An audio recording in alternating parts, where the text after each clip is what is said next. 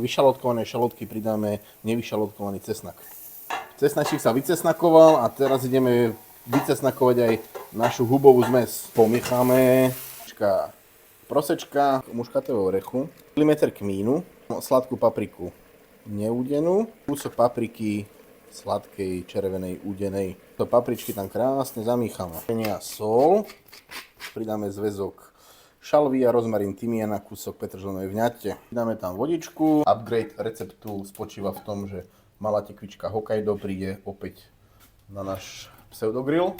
Hokkaido je ugrilované. Bez hanby to hodíme do našej omáčky. Paprika je krásne opálená. Dostane takýto menší zábal, aby sa nám lepšie šúpala.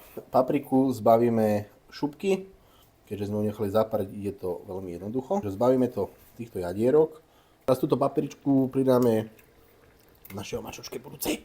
Z našej zmesi budúcej omáčky vyťahneme bylinky. Našu zmes poriadne rozmixujeme ponorným mixerom alebo v mixeri.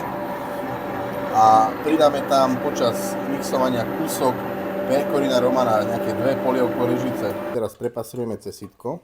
Ale kľudne, ešte nevadia tieto štruktúry v tom, tak si ich môže nechať tak, ako je, hej.